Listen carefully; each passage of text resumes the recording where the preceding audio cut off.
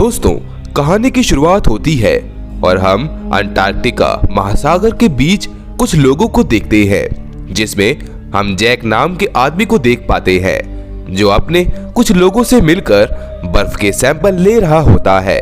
पर इसी बीच यहाँ पर जोर का झटका आता है, जिससे बीच में दरार आ जाती है और कुछ सैंपल्स दरार के उस ओर चले जाते हैं, जिसे जैक जाकर उन सैंपल्स को इस ओर लेकर आता है।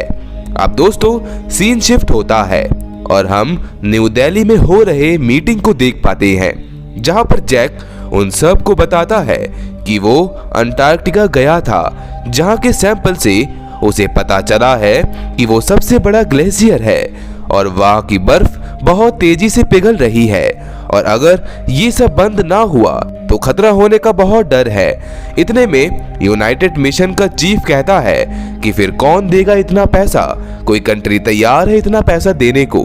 तो दोस्तों, वहां मौजूद कोई भी आदमी अपना हाथ खड़ा नहीं करता। तो ये देखकर जैक कहता है कि ऐसे में अगर किसी ने ध्यान नहीं दिया तो हमारी पूरी धरती पिघलकर डूब जाएगी। इसी तरह से दोस्तों, हम एक वेदर रिपोर्टर को देख पाते हैं, जहां पर एक जगह का तापमान 13 डिग्री गिर जाता है। तो वो रिपोर्टर ये बात अपने सीनियर को बताता है। वहीं दोस्तों, हम दुनिया के दूसरे कोने टोक्यो को देख पाते हैं, जहां पर दोस्तों बहुत खतरनाक बारिश हो रही होती है।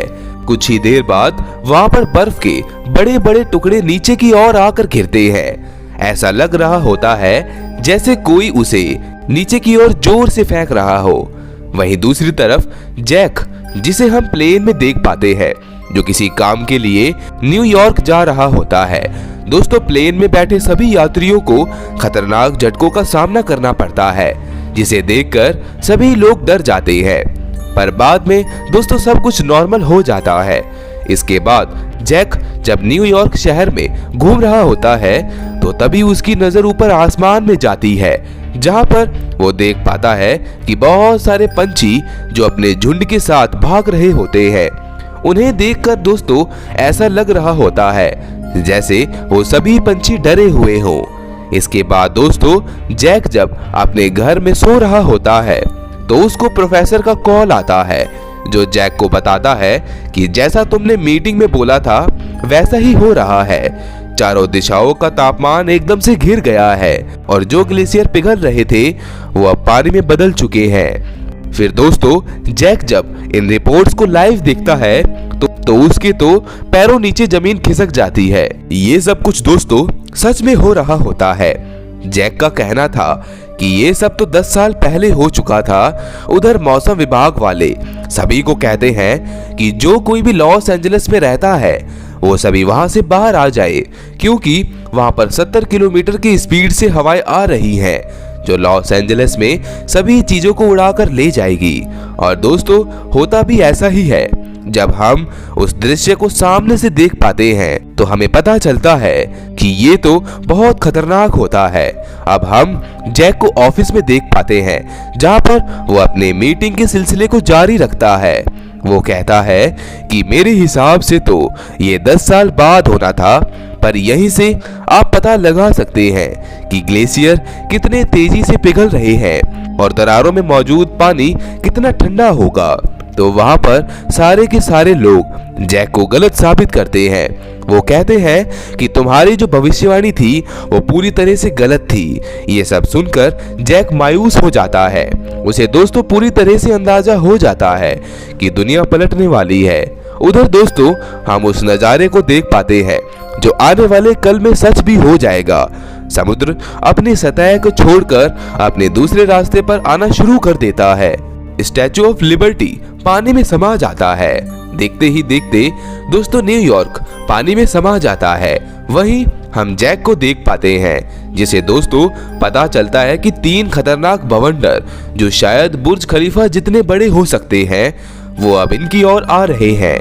और अगर हमारी जिंदगी में जिंदा बचना रहा तो हम एक नई दुनिया को देख पाएंगे जो पूरी तरह से बर्फ से ढकी होगी, क्योंकि उस वक्त तापमान होगा -70 डिग्री के पार। वही दोस्तों न्यूयॉर्क शहर में हम जैक के बेटे को देख पाते हैं, जो अभी भी अपनी जान बचाने में लगा होता है। जैक हेनरी को कहता है कि जहां पर तुम इस वक्त मौजूद हो वहीं पर रहना। वहीं साथ में हेनरी के साथ उसकी दोस्त भी होती है जो हेनरी को अपने और आने को कहती है, क्योंकि जिस तरफ हेनरी मौजूद होता है वहां पर पानी का लेवल बहुत तेजी से बढ़ रहा होता है। ये सब देखकर दोस्तों जैक तय करता है कि वो अब न्यूयॉर्क जाएगा अपने बेटे हेनरी को बचाने। तो दोस्तों जैक के सभी साथी उसे ऐसा करने को मना करते हैं, तो जैक उनकी बातों को नजरअंदाज करता है और उनको समझाने की कोशिश करता है कि 10 दिन बाद वहां पर तूफान का लेवल इतना बढ़ जाएगा कि हमें पता भी नहीं चलेगा कि इस दुनिया में अमेरिका जैसा शहर भी कोई था। ये सब बोलकर वो निकल जाता है हेनरी को लेने। वहीं हम हेनरी को देख पाते हैं जिसके साथ दोस्तों और भी बहुत सारे लोग मौजूद होते हैं जो भूख और प्यास के मारे परेशान होते हैं। वो सब देख पाते हैं कि बाहर शहर में जो पानी आया होता है वो अब पूरी तरह से जम चुका होता है। यहाँ से कुछ लोग तो दूसरी जगह पर जाते हैं, पर हेनरी उनके साथ नहीं जाता क्योंकि उसके डैड भी यहाँ पर आने वाले होते हैं। उन्होंने हेनरी को बोला होता है। दूसरी तरफ हम जैक और उसके साथी को देख पाते हैं जो अपने सफर के लिए निकल चुके होते हैं। दोस्तों रास्ते में चलते चलते उन सबको मुश्किलों का बहुत सामना करना पड़ता है। उधर हेनरी जो बहुत परेशान होता है क्योंकि उनकी किताबें अब खत्म होने वाली होती हैं, जिन्हें जलाकर दोस्तों वो अपने आप को गरमाश दे रहे होते हैं। अब ये कुछ लोग मिलकर इन्हें यहाँ पर आए हुए शिप में कुछ जरूरी सामान ढूंढने जाते हैं, पर तभी दोस्तों उस शिप में 2 भेड़िए होते हैं जो हेनरी के एक साथी पर हमला कर देते हैं और उसे घायल कर देते हैं और उसको जैसे तैसे करके शिप के अंदर ले आते हैं। इसी तरह से दोस्तों हम पृथ्वी के बाहर कुछ एस्ट्रोनॉट को देखते हैं। जो कोई भी इसे बाहर से देखता है तो उनके लिए ये भयानक सपने से कम नहीं होता। दोस्तों पूरी पृथ्वी बर्फ की चादर से ढक चुकी होती है। वही जैक जो अभी भी आगे बढ़ता जा रहा होता है क्योंकि उसके तो सभी साथी मारे गए होते हैं। 2 दिन रुकने के बाद फिर से निकलते हैं ये अपने सफर के लिए, और जब ये अमेरिका शहर में पहुंचते हैं तो देख पाते हैं कि पूरा का पूरा शहर बर्फ की चादर से ढक चुका होता है और बड़ी बड़ी इमारतें बर्फ में बदल चुकी होती हैं। रास्ते में इनको बहुत सी लाशें भी देखने को मिलती हैं जो शायद ठंड की वजह से मारे गए होंगे। कुछ दिन का सफर तय करने के बाद ये उस लाइब्रेरी में पहुंच जाते हैं जहां पर वो सभी अपनी अपनी उम्मीद लिए बैठे होते हैं। तभी हेनरी के मुंह पर जब टॉर्च की रोशनी पड़ती है तो वो नींद से जाग जाता है और अपने सामने वो अपने डैड को देख पाता है और अपने डैड को अपने सामने देखकर उनको गले से लगा लेता है और दोनों बाप बेटे इमोशनल हो जाते हैं। वहीं हम देख पाते हैं कि वहां पर इन सब को बचाने हेलीकॉप्टर्स आते हैं और तो और वाइस प्रेसिडेंट भी अब दोस्तों प्रेसिडेंट बन चुका होता है क्योंकि दोस्तों तूफान में प्रेसिडेंट की मृत्यु हो चुकी होती है। हाल ही में बने प्रेसिडेंट सबको बताते हैं कि हम सब ने गलती कर दी जैक की बात को नजरअंदाज करके, और अब हम अपना पूरा जोर लगा देंगे अमेरिका को दोबारा खड़ा करने में। इससे दोस्तों सभी को सीख मिल जाती है कि ये सब ऊपर वाले के हाथ में है। अगर उसका कहर बरसेगा तो अमेरिका क्या बड़े से बड़ा देश भी मिट्टी में मिल जाएगा। इसलिए कहा जाता है कि नेचर को बचाओ तभी वो तुम्हें बचाएगा।